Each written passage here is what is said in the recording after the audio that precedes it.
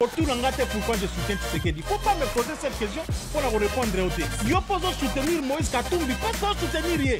Très bien. Il faut que ça va congolais que tant que on a ici on a 287 millions de dollars il y a peuple congolais. Au salaki na yango nini parce que Bukangalo nous alité.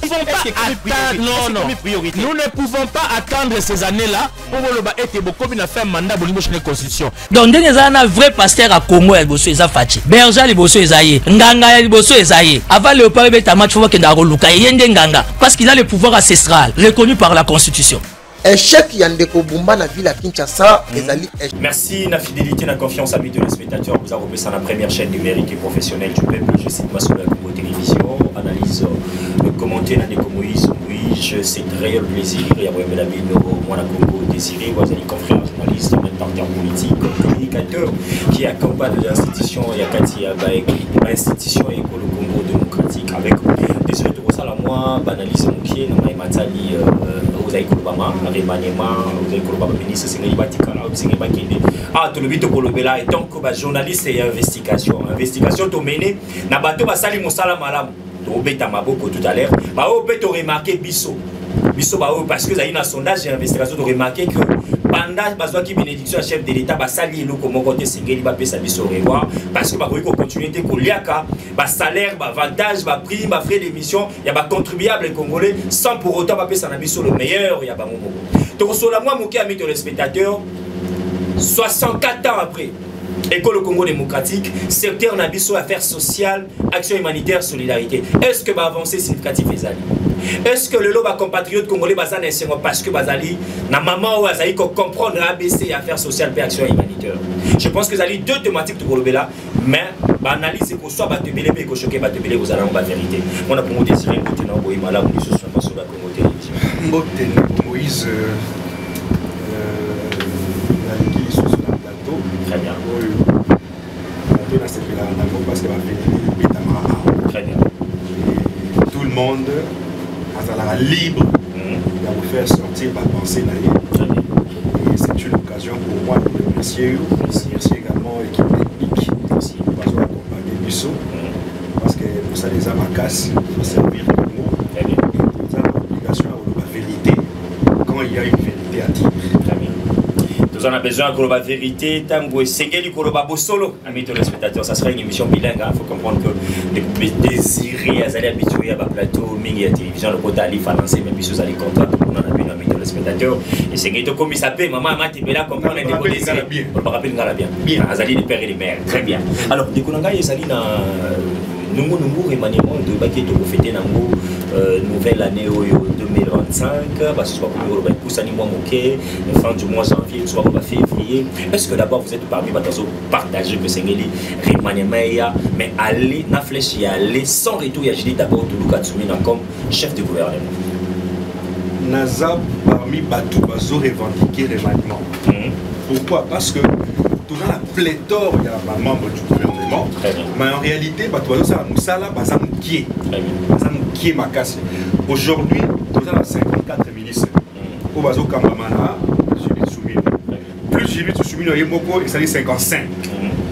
Plus Moko Oyoba Benganaka, le chef de l'État Bengani, il est pas oublié, on a démissionné. Très bien. Et comme 56, il a 56.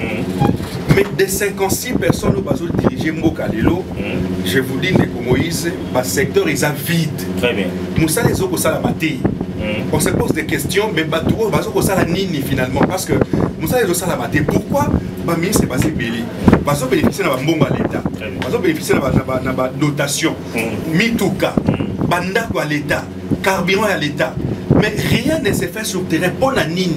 Les Congolais, les Akaradjilelo, les Bouma Congolais, les Avides, Nzela et Zate. D'ailleurs, même Daniel Boumba, bon, comme sujet, ils ont évoqué. Mais Tokolo. Non, c'est aussi, aussi, très bien. Donc, si tout le monde est infrastructure, il faut échanger.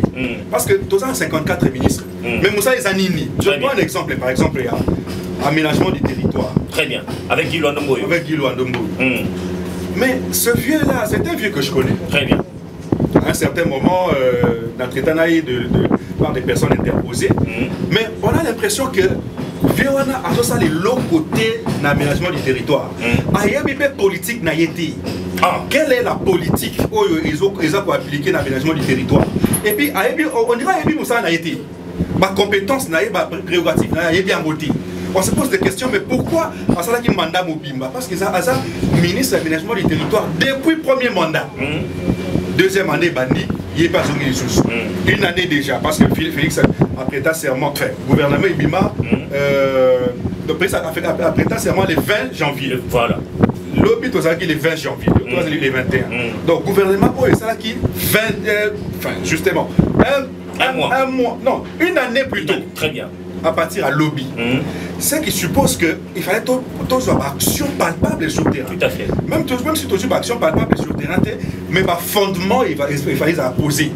Mais il n'y a aucun soubassement. Le fondement est zaté. On se pose des questions, mais finalement, que font ces gens? Parce que ça, la nini. Mais comment ça a quitté pour le cas de lobby, on ça les autres salles, mais question de la communication, les arbres salles. Question de communication. Il y a un ministère qui a réforme pour l'aménagement et le territoire national. Le ministère de Bassala Moussala de Moïse. Le ministère de Bassala Moussala. Il y a sentir dans le terrain. Et là, ils sont dans le terrain. L'aménagement du territoire, politique, il y a Guilouano Yango. Il faut à la qui s'appuie sur la place, il y a Govanda. La place à Govanda. Très bien. À la population qui a Awa Tongate, Awa Moutoua Tonga. Nzela, il faut ça, Awa Leka, Awa. Nzela, Ndemoussa et aménagement du territoire. Mais il y a tout le monde dans le terrain. Azan na terrain, c'est un bureaucrate. Les gens sont au ministère na yebo okuta ya fandi wana. Ozo sa nini awa bandinga na bazo kindaka bazo bimaka bimaka. Koluka ba partenaire, ba investisseur. Il y a le bakasa na mbongo ebele. Yeso ka teri bazo lo ba na mbongo ebele. Na mbongo ebele makasi. Mutale na mbongo na Congo esaka kabila na Moïse Katumbi. Batu nyonso les restes qui ba na mbongo. Même si tu as dit que tu as mais Moussala à l'État, aux oliers la mbongo. Moussala à l'État, aux autres dotation. Et aux salamatés. Est-ce que le ministre a pêché les vaches? Pêcher les vaches. Aïe, banité, parce que la politique. Est-ce que le ministre a urbanisme et habitat? Oui, mais à ça, hein? Non, on a dit bâti, on a pas maman casse à Baboula, on a dit dans le terrain. Tout ça, les deux, ça s'est rappelé naïe, ça là quand même moi Moussala, plus moi pile. À bouger, tout le monde a plus moi pile.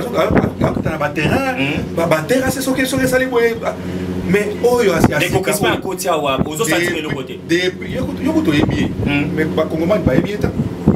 Si vous quittez la cité, il y a des guanatés, crispés, il y a des biétés. Plus soyez banaka awa aza ko sala nini batu bazo ko tonga na banda kuti na ba pont kolo ba caniveau kolo mai. Mais finalement azo sala nini chef de l'état qui bien mokuto akiti na terrain a moni que banda ku ekangi ba terrasser et boucher ba terrasser. Ce qui était le travail qui revenait au ministre urbanisme et habitat. Donc gouvernement pour clore il faut pas changer. Mais ce n'est pas tout le monde. Très bien. Parce que la population, ils en ont battu sous où il faut en réclamer. Donc, par exemple, Maman Gizamouna. Hier, Maman il y a affaires sociales. Affaires sociales. Okay. Action humanitaire. Nathalie Azizamouna, oui, affaires sociales, action humanitaire, solidarité nationale. Maman wana depuis à Banomaye, afin dans le bureau d'Haïti. Moussa Izaraka, à l'équipe Goma. Après, il y a des sinistrés. Après, il y a des orphelins. Après, il y a des veuves. Après, si bango Basia Basoda pe na mona ki bango Basia Basoda pe partout à soka outi Goma akiti sous la Kisangani na ba veuve na fondation Maman Mobutu après si bango boy alongwe kuna ke na Bushmai banda ko batongi na le long ya aéroport ya Bipemba l'état ebuka nyoso gouvernement provincial ebuka banda ko na nyoso Mama Zizamuna na mutema munene na ye akita kuna a pesa bango ba garantie après si mbongo na bato nyonso batuke babuke bango bandako ba garantie boso bandako asuki wana te avec la femme des militaires après si bango ba mbongo après si bango ya kolia après si ya komela après si abengi ba orphelin après si ya kolia après si ya komela akelu mbashi maman wana aza partout azana bureau te il arrive des fois bato babenga nga bato na nga mais maman oyo est-ce que ça va vraiment cabinet ba mikade ka cabinet quoi ça va on appelle ça à ça na bureau parce que azat toujours sur terrain maintenant ba tout sur pas bureaucrate on se pose des questions mais finalement bozaka nommé pour un bureau vous avez nommé pour le terrain. Parce que que maman a dit ça mon nana. Alors ça la petit niveau à ville à Kinshasa. Si na ville à Kinshasa. Concession. Azali ministre national, Azali ministre national, Azali commercial. Très bien. Azali ministre à Goma te. Ça va passer. Bele bande ko ba na Goma, na Est. Ba tout ça ça dit ça affaires sociales ça na Goma. Très bien. Affaires sociales ça national. Très bien. Azali partout à travers toute la République. Dans un niveau à Kinshasa, concession moko ils ont spolié. Très bien. Un individu au nom de Bahati, Passion Bahati. Depuis des années, plus de 40 ans. Mais concession ils ont spolié. Et tali concession est à affaires sociales. Très bien. Il fallait Aziz Amounana à pouvoir, à fonction pour récupérer terrain après ça mon à l'état les batebele batambu ici masolo que na makambutali ba spolation na mais matali ko récupérer banda ko na l'état te mari ko récupérer ezali maman Aziz anda ko récupérer ba bien wana bona ye na libota na ye makele to ko yokango un peu partout to moina ba patisa ngwebele ba ko ngobela mona ba me et ko banda boni à récupérer ba concession à l'état pour maya alors que ça à l'état parce que déjà tant que yo monde qui est-ce que vous avez maîtrisé dossier wana bien parce que ba ko très bien on maîtrise très bien il est acquitté sur terrain Moko. Très bien. A bengi pe ministre de la justice. Yo mona mutu azo poto la lupangu ya l'état pour akoma ya ma bengi pe ministre de la justice aille sur terrain. Alors bien ko misa la mi de côté. Mboke Zaina mi ko bien Kazali ministre de la justice Azali ko collègue na ye ko tali dossier wana. Ministre de la justice ye moko akoma sur terrain a évaluer concession ndenge tongami. A tali pe mikanda alobi concession eza ya l'état. Très bien. Azu mikanda apesi mama. Maman peut assumer Mikanda à Pessina superviseur de la concession. Donc ils ont l'état à récupérer, mais dans le secteur affaires sociales. Très bien. Parce que on attend banda comme na Goma. Banda que affaires sociales. Tout le monde qui va passer par université. Voilà, va tomber par université, ensuite va tomber par école, ensuite va tomber par immeuble. Très bien. Maman dit ça mon na komi wana à récupérer banda que l'état a eu clé à Pessina gouverneur. À Pessi administrateur, plutôt administrateur a eu clé. Et ça dit exemple moi appelle ça na on a yoka ba nyungu et bima que maman Dizamouna na appelle ça exemple moi on a conseil des ministres alors la chef de l'état ndenge hôpital général de référence na biso ya Kinshasa kombo nango Mamayemo. Très bien. Les lots tombés en Mamayemo. Mobutu a soit combo à hôpital général de référence. Après ça, on a combo naïe que a juste appellation. Est-ce que Bana Mobutu va reconnaître mon calobi 40 ans après Mamayemo? Parce que ils ont combo à Mamayemo. Donc il dépend d'un chef de l'État en place. Batongé le combo va reconnaître ça combo désiré. Voilà. Et le but est que comme il y a un chef d'État d'où la concession aux Zomona Marie-Antoinette. Très bien. Mobutu. Bana bakimi o concession Marie-Antoinette Mobutu non comment ne va pas ça comment kaka ne va pas ça Mobutu azaka ba chiake atongi awa a immortaliser mutu très bien atongi a immortaliser mutu par exemple lelo Taboulay ba pesi avenue très bien ex Tombalbaye très bien ba pesi Taboulay est-ce que bana Taboulay lo ba ko la muka non avenue eko eza biso parce que non c'est ça c'est-à-dire que c'est une façon d'immortaliser ceux qui ont fait des noms qui ont posé des actes dans ce pays. Mais maman qui a su le banque comme il y a été, à son que dans l'État. Donc il faut un moto de mettre la maboko lelo. Il faut azonga la gouvernement. Yo za ko ba kobete la maboko mais au moment où toza ko ki na période d'arrivée des motos comme on appelle ba bandisa ngo ba susu ba collègue na yo pe lokola ba comme ça ba révélation ebele pour na bato sengeli ba tika pena bon wana ya Judith Toluka Tsumina surtout na affaires sociales ba ko na action mon côté wala to benga ngo ba cabale mauvaise foi to ba de wazali informé mauvaise foi ngai nalandaka non na boy to ta ba kombo na publicité à bato na lobika ba bandisa pour la publicité à bato na pe ba bandisa mususu parce que parler qu'il a été pour tirer sur la ministre ministre Azo Salé le côté a engagé Bananaye au Rwandais pour des histoires pareilles.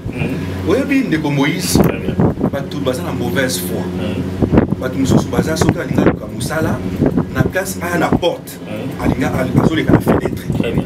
C'est une façon ya ko ya ko luka Musala mais au lieu ko ya ko luka Musala par la porte à l'écart de la fenêtre il faut que tout tumba mama yo za journaliste oyebi ndenge ça là to tumba comme ça à cause intéresser biso politique moko ya mabe politique ya mabe ya soni pour un métier un journaliste a pousser a pesa ba allégation très bien journaliste a quitté na terrain azo ba faire très bien à évaluer à traiter na ko tchamba la place publique très bien mais ne bandeko bakolo bakabilo ko wana batika ko na ministère wana te ngai j'ai pris le luxe après ma révélation à Bongo na quel ministère n'a s'est renseigné mais c'est toute autre chose na komi boyime na kuti aucun Rwandais na ministère finalement ba Rwandais et moi aussi je suis allé plus loin balobi a cheka ka famille mais na kati ya cabinet na s'est retrouvé na bato bazali ba membre ya famille na été on a vu depuis même le régime passé très bien bazawana na cabinet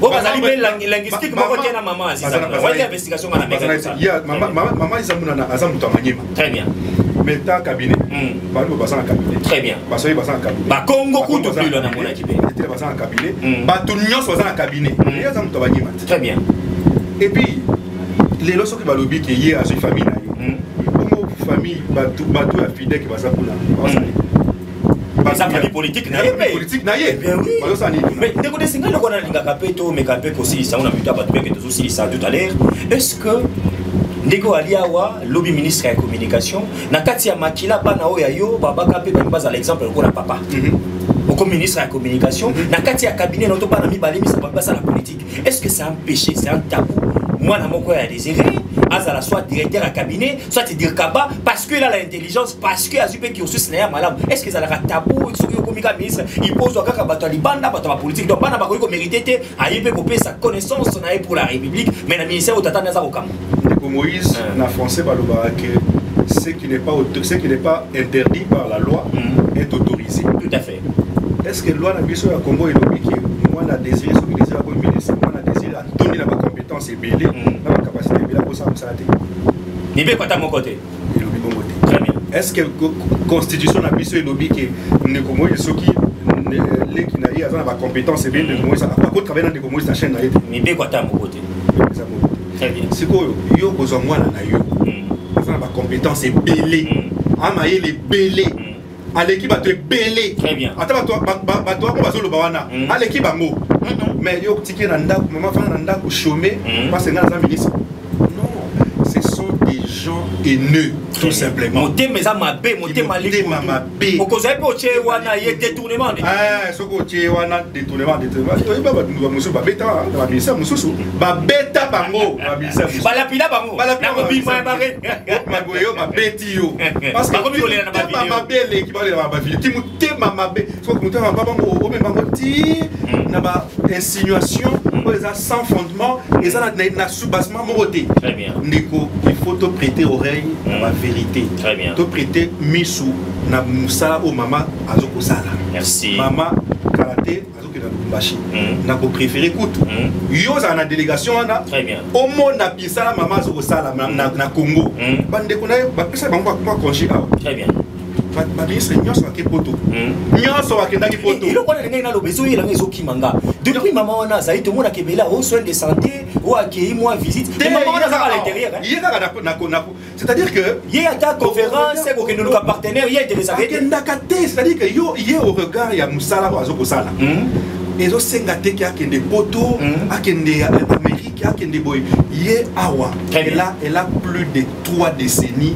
na humanitaire très bien ndinga zawana mama wana azana ba trophée et belé pour la femme de la peine pour reconnaissance wa lokubesa est-ce que que Denis Mukwege ko azo reconnaître musala mama moto a comme opposant oyo avant comme opposant lelo azo reconnaître ça est-ce que l'université à Lubumbashi va reconnaître ça maman wana ça va passer peut inilu na biso va passer peut trophée est-ce que la Belgique na ko siteka muke na Belgique ba pionnier ya pouvoir à Belgique ya pouvoir à Belgique va passer trophée va se reconnaître Moussa na humanitaire est-ce que maman wana a qui paye tout ça na ka qui paye si comme ba lobi azali investigation ambassadrice avec moi ici à Yambo où il a collaboré à travailler dans la généalogie belé les partenariats ya bana ba moi si il y a liboso oyo les loso ko kila tumbashi kutana ba orphelin ba yebi très bien okina Goma kutana ba orphelin ba yebi okina Bukavu kutana ba orphelin ba yebi okina Kisangani kutana ba orphelin ba yebi okina na même na Mujima kutana ba orphelin ba yebi okina Kid kutana ba orphelin ba yebi la femme des militaires un peu partout maman na yeba mais ba ministre de l'histoire so tous les cas tu n'as quoi à venir à biso est-ce que ebi Gilwando na ebi Gilwando est-ce que ebi Charles est-ce que ebi ministre a pêché les vaches te na ebi été est-ce que ebi ministre ya urbanisme et habitat te na ebi été est-ce que ebi ministre culture et art te na ebi été est-ce que ba ebi maman Yolande Lebe yo sana kisasa Suzuki ko sani ça les années en dehors il y a des gars accompagnés chef de l'État pour inaugurer centre wali mupanisa mona limite na pesa au matière na limite na pesa au matière wali mupanisa mama wana ye na koyebisa au puto wali bapanisa monsieur au côté investigation de fona yebisa na yo mama wana azali ministre ya boko aye na yebi kolia kakuna moni ba komomani kolia kakuna moni ba komomani ça ya lobia mama asisa kuna na et a accompagné chef de l'État dans centre culturel après inauguration azoma na bureau na Ami Fandela musala ils ont kosala baté gouvernement il faut ekoya tokolinga mama Aliza Munana azonga tokolinga Constant Mutamba azonga tokolinga Doudou Fwamba azonga tokolinga ministre ya fonction publique azonga tosuki wana mususu nyonso 54 ministres 4 ministres bazonga na mama Julie Soumino akende nyonso akende tolembi bino ta non pas exemple moko pona pona chuter ministre ya économie atindi ba communicateur professeur d'université atindi ba communicateur sur le biloko ekiti maman je biloko ekiti mais monsieur paiement ba fetia wa paiement to pesa ka $10 pour na kolia na ndako ekoka lisute to pesa $20 pour kolia na ndako mais na musala nini. Très bien, merci à Désiré. Le gouvernement, il faut être changé. Tout le monde a maman dit Aliza Mouna Nazonga, la poste est naïe, la paix humanitaire. Merci beaucoup, moi, pour comprendre que ce que vous avez mis à plateau, communicateur qui accompagne l'institution école et puis journaliste, ça va toujours. Il y a un peu si il faut pas se aussi ça puisque ministre valable pour défendre vraiment Félix Antoine Tshisekedi Tshilombo dans le gouvernement Jimmy Touba oui c'est Geli Bazonga ngapi na zana 3 il y a salé investigation na ye na contredire atate ngapi ta na koloba ngai zate yo liaka kuna et pas tanga na baté yo liaka petit kabilo ko ezali ba fofuya l'homme de la rue alobaka ezali une investigation asali pour eza ba recherche congolais moko ta ko contredire ba ministre oya tangi basali musala moi je confirme et ayoka pe ya ndekongui sous émission où il y a pour le papier ministre. Alors, 2 minutes rapidement, on peut d'abord pour la capitale ville à Kinshasa, toujours si ça. Est-ce que le ministre provincial, il y a IDPR à Kinshasa? C'est quasi à l'aide. Des quoi les Chilou. Des quoi les Chilou, mais oui, mais nos journalistes, vous avez dit que Daniel Bomba charge infrastructure, IDPR à Kinshasa. Ministre, est-ce que ça la réponse là? À mort fait. Parce que mon Ndekwana, Azaka déjà ministre Yangobila. Oh, oui, bien, Azaka ministre Yangobila. Dans domaine. Dans l'infrastructure. Oui, oui. Azaka ministre Yangobila dans l'infrastructure. On est en train de faire parce que Congo na biso nzambe na ngai. Bazongi saka mutu oyo asali musala. Balobaki on ne change pas une équipe qui gagne. Mais une équipe qui a perdu. Bazongi saka ngote. Mais comment mutu asala Ngobila?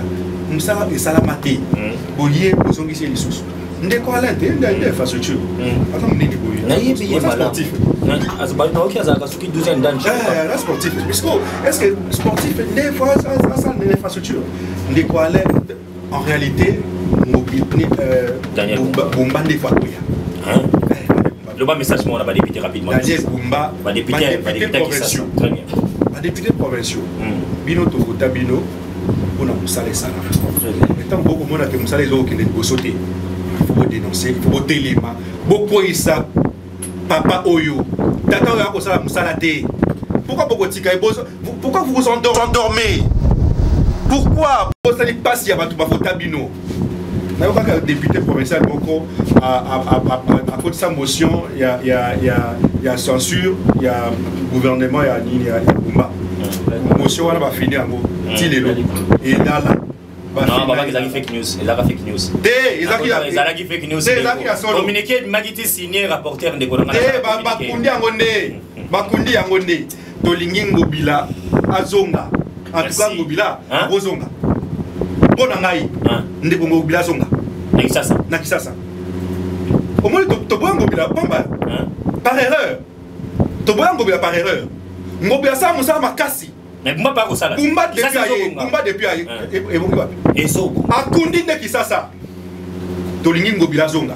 Merci. So Ngobila te, pas personne parce que bato il est pas de dosa, ne bazali. Pas personne soit ta de quoi matete. De quoi on a à seconda Ngobila boy on a chez Koko Mulumba. Ah Gérard Koko. Mais Azonga bataille. So ba le cas muta il est pas mouké tout le monde a qui a moi déterminé moi volonté gouverner des semaines à Buxan so Willery. Très bien. Bien que na comprend Gabela. Na comprend Gabela. Bien que courant Willery ça le sauter. Azonga attaquer so bolika bato il defense. Parce que ça attaque Koko. Merci à Désiré, amis de téléspectateurs, merci à la peuple congolais nous sommes à Kibiso. Je pense que aussi ici Masolo à Congo à l'élo actualité commentée dans des communistes, oui amis de téléspectateurs, merci à la peuple congolais nous sommes au conjoint à sa mission confiance et merci à l'équipe technique Masolo à Congo Topaki 2025. Donc on m'a tamoké parce que vous allez contrat dans biso ça dans minute pour Jésus-Christ de Nazareth à Musonga de Tokata. Alors 5 meilleurs ministres au battre le gouvernement j'ai dit de Tokata où c'est que bazonga et puis va mériter soit ici Kazali soit à bataille sous moto ali bosso ami téléspectateurs on a coupé Salomon on a peine comme ça chef de l'état Sengeli Atikaye parce que a continué d'abord na ba projet où il y a itinérance il y a ba province il y a kota la commande ce que ba FARDC na biso ba base militaire na biso kotambo ba ministre belé à défense ba les kawali ba sala makambo itinérance tout envoyer ba Congo na biso comment la situation est mais bravo na VPM qui m'a dit vitaka ministre de la défense ali moko ya ba civil mais na kati ya secteur ya bambila ba militaire vous avez comment est-ce que ça y kokamba comment est-ce qu'il faut coordonner makamba et on a le Congo central il y a pas match na kotika bino tout à l'heure autour de cette émission pour on a comment est-ce que va déroulement il y a territoire à côté mona Congo qui moi dit en vitaka bongo vous avez parlé les ali bongo l'argentier de la République na bengakae moi na Congo Doudou Fwamba combattu mais on n'a jamais abattu Congo ezalaka bato bayaka na makanisi ya malamu de tolukaka to beta bango bakufa Doudou Fwamba bisika ya azali zala fier parce que même mokonzi ya mboka moko azali fier ya mosala na yo ya ba recette immense pour le démocratique du Congo et pour enregistrer à l'issue à 2030 to kofutaka les sousuma ina couranté ah oui tozo ba ministre à ressources hydrauliques et électricité o bazaka bakuya bazaka ba levenant bazaka bato bazeli biso médecin bazeli biso professeur ou apesa cours à géographie batie na secteur électricité pe ya mai ya moboka kokoso na kokoso mais aujourd'hui amis téléspectateurs nous avons celui qui connaît ABC ya mambotali énergie pe électricité écolo moi na Congo Teddy Luamba ici je vais réitérer encore la confiance à tata mokonzi écolo bino bolanda comment est-ce que la République démocratique du Congo zaïsko na bénédiction ya ozana ministre moko elenge dynamique jeune compétent je cite Teddy Mwamba Teddy Luamba mo babisika azali bolanda moko akosa to sengi na tata mokonzi ekolo si mama solo ya Congo ezali na ba congolais belé asili ça total asili réellement à l'issue à 2030 to kofutaka mai suna courant nous avons eu le temps de palper ces projets et de montrer que ezali faisable à l'issue de 2030 to kofutaka l'utilité na mai en République démocratique du Congo 64e année Kalamingi tia ami de spectateur de retomber là indépendance et écolo tcha secteur affaires sociales oublié action humanitaire solidarité. Mais aujourd'hui, nous avons une femme d'honneur, une mère qui ne laisse pas ses enfants. Maman Nathalie Aziza Mounana. Moi, je suis allé dans le secteur où il y a cela des décennies. Aïe, on a été pour s'enrichir, mais on a pas concrétiser. Depuis longtemps. Et je suis sûr et certain que le chef de l'État est fier. Il y a ce qui nous cette dame, elle est sur terrain. On a quoi assister, on a coupé sa soutien et un gouvernement. Toujours on a vision de Tata Mokonzi Ekolo Félix Antoine Tshisekedi. Et ici je vais finir, on a coupé sa paix, confrère Nangaï. Matière, moi, Mouké n'a pas le spectateur. Les lots qui artistes d'une manière générale. Mas aller répertorier en République démocratique du Congo, il faut dire merci à maman Yolande Eleme. Amis téléspectateurs, les losoki, botali kimia et continue à bander quoi Sokoda. Oh, Makele Zayaki clamboé. Mais c'est parce que cette dame a confronté à tout le monde dans la mesa mokoboé. Makele l'été bayoka makitoko babimi. Amis de spectateurs, les leçons que la République démocratique du Congo, officiellement, na décret mon chef du gouvernement a signé pour tous un centre culturel. Il n'a pas Institut national des arts. Et c'est parce qu'il y a une dame ou a sali diplomatie à Makassi qui voit même le chef de l'État d'ailleurs inaugurer centre culturel ouana. Et moto ya boy singeli to bungisa na moto ya boy ouais les lois pessi valeur na ba document nyonso ba ko foot sa biso ce qu'on ko organiser des événements culturels et qu'on enjeu na ba prix selon ba humeur ya bato mais les loyo ezala JB ezala Petit Fali ezala Songolo Pakala ezala ngai une composition na organiser manifestation moko culturelle ezali na prix yebani officiellement dans toute l'étendue de la République au Betty www ministère de la culture et art au moment ma immense on est pour Maurice Ngaza kolobana yo o ezali elongate. Cette dame mérite encore la confiance des chefs de l'État na Remanemo Ezaïkoya maman Yolande Elebe. Nous avons dit amis de spectateurs Masula Kongo lelo esili tout côté la mélodie avec d'autres invités vous savez là mon bata pour Amino. Au revoir. Pourquoi je soutiens Tshisekedi? Faut pas me poser cette question pour la répondre au thé. Yo pose soutenir Moïse Katumbi, pas soutenir rien. Très bien. Il faut savoir congolais que tant que on a 287 millions de dollars il y a peuple congolais. Au salaki na yango nini parce que bukangalo nzezalité. Non, nous ne pouvons pas attendre ces années-là pour le été beaucoup na faire mandat bolingo chez la constitution. Donc dès les années vrai pasteur à Congo el bosso eza fachi. Berger li bosso ezaye. Nganga li bosso ezaye. Avant le père beta match faut que ndaro luka yende nganga parce qu'il a le pouvoir ancestral reconnu par la constitution. Échec yandeko Bumba na ville à Kinshasa, ezali